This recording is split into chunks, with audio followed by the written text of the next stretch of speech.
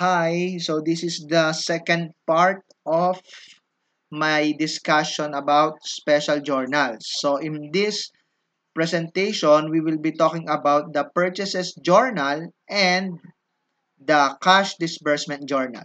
So on your screen, makikita mo dyan yung ating purchases journal. So this journal is used to record all purchases. Hindi lang ng mga merchandise items. Pwede rin ang equipment. As long as may credit sa accounts payable. So maybe a more or a clearer definition is this journal is used for all entries that include credit to accounts payable. So as usual, meron kang date column and then meron kang makikita dito RR number. So that stands for receiving report, no? So pag kasi nakakatanggap ng shipment ang isang company, nagpe-prepare siya ng receiving report and it is numerically sequenced. Yung description, minsan nilalagay natin dito yung pangalan ng vendor na involved o kaya a brief description of the transaction. Of course, we have the posting reference column here. And then special columns for the credit of accounts payable.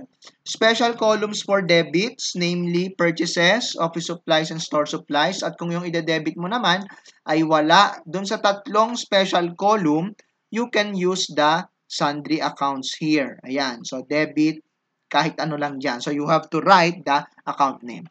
So, let's start using the purchases journal. Let us assume yung una nating transaction is dated June 2. So, syempre, sulat natin dyan yung date. Then, receiving report 001.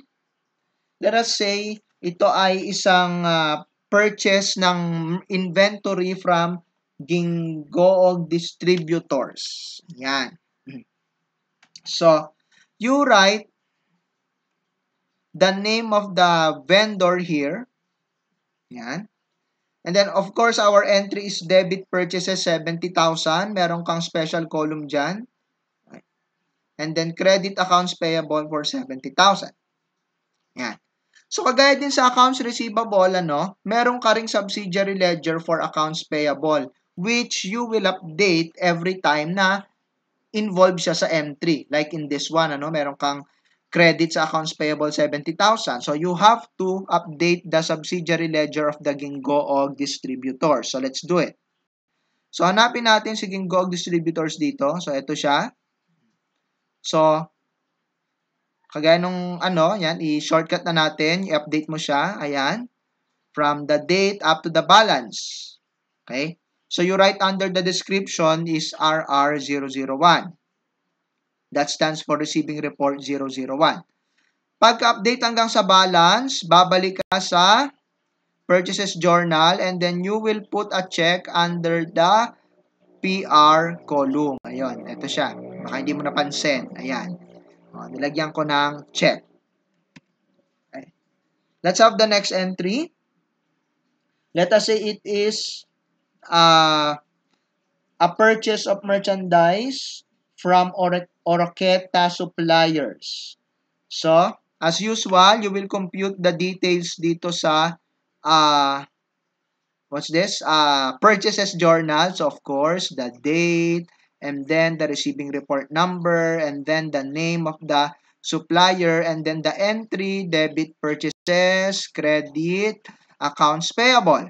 So, ayan, may accounts payable ka na naman. So, that means you have to update the accounts payable subsidiary ledger of the vendor or Oroqueta Suppliers here. Yan. So, update mo siya from the date, description, journal reference, PJ1, stands for Purchase Journal, page 1, hanggang dun sa balance. After completing this, you will return to the Purchase Journal. At lalagyan mo ng check itong PR column here. So, yung check, again, signifies na na-update mo na si subsidiary ledger. Let's try another one, June 14. Let us say, bumili ka ng equipment from Tangub Office Systems worth 120,000. So again, the date, the receiving report, and the description. Ayan. Kumpletuhin mo siya dyan. And then, equipment yung binili mo. So, you will debit office equipment. Doon sa mga debit columns natin, meron lang tayong special column for purchases, office supplies, and store supplies. Wala kang equipment. So, you will use this one. Yan. Yung sundry accounts, account title, or account name. Yan. Sa book ang nakalagay dito is other accounts. Sige, gayahin natin. Other accounts. Ay, mali ang spelling. Ayan. So, you debit. Ito tayo Ayan. Hin-highlight ko siya. Debit office equipment. So, you write it here. And then, the amount, of course, 120,000. And then, credit accounts payable, 120,000. May special column ka dyan. Ito. So, you write it there. 120,000. And, of course, you will update the subsidiary ledger of Tangub. Punta tayo sa subsidiary. Hanapin natin si Tangub. Ito. Ayan. So, update. Write everything. The date, the RR number, up to the balance. Then, of course, after computing hanggang dun sa balance, you return to the purchase journal and put a check in the purchase or in the posting reference column here to signify na na-update mo na yung what do you call this? Subsidiary ledger. Ayan. So, essentially, parang yung procedure niya halos kapareho rin lang nung mga naunang journal, yung cash receipts journal. So, i-highlight na natin lahat yung nandyan. Kunwari, ito na yung entries mo. For the whole month, ito yung entries mo. Yan. So, si subsidiary, na rin natin. Yan. Highlight na rin natin lahat yan. Yan. So, updated na siya. So, the next thing you will do, similar dun sa mga naunang journal, is to get the total of the column. So, sige, total na natin. Yan. Shortcut na natin. Ayan, ang kanilang totals. And of course, you will post them sa mga individual individual general ledger account. So, punta tayo sa general ledger. Yan, si accounts payable. Update mo siya. Ayan. So, June 30, of course, yung end of month date ang gagamitin mo with the description.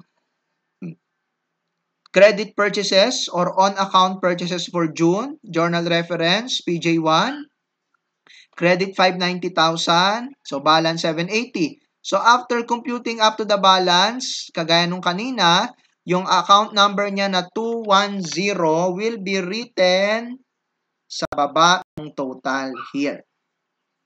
So, same procedure for the purchases and office supplies and store supplies. I-update mo lang yung kanilang mga ledger here. Sige, i-update nga natin. Ayan, purchases, office supplies. So, ito siya.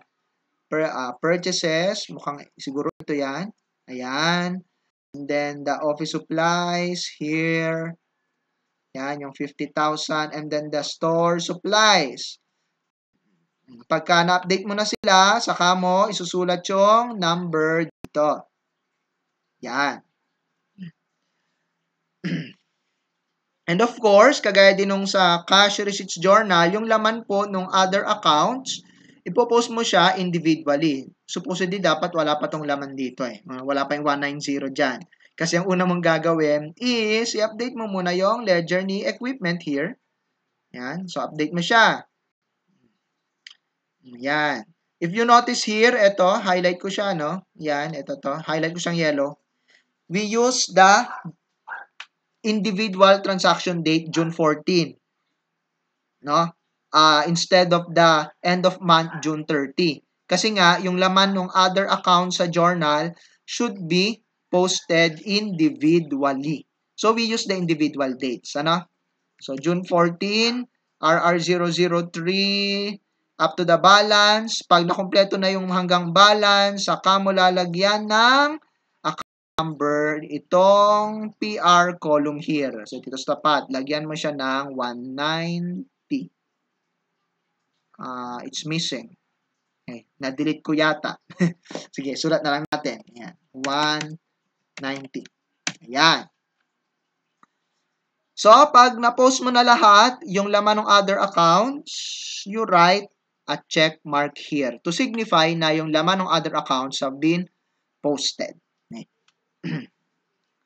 So, ayan, yung purchases journal. By the way, I forgot, bago ka mag-post, bago mo i-post tong mga total na to, you must ensure na balance yung debit at credit mo. Actually, sa lahat ng accounts, bago ka mag-post, bago mo i-post yung mga total nila, you have to ensure na equal yung debits at credits nila. Ha? Para hindi tayo magka-problema sa trial balance. Okay? So that ends my presentation about purchases journal. Meron pa po tayong isang video for the cash disbursement journal.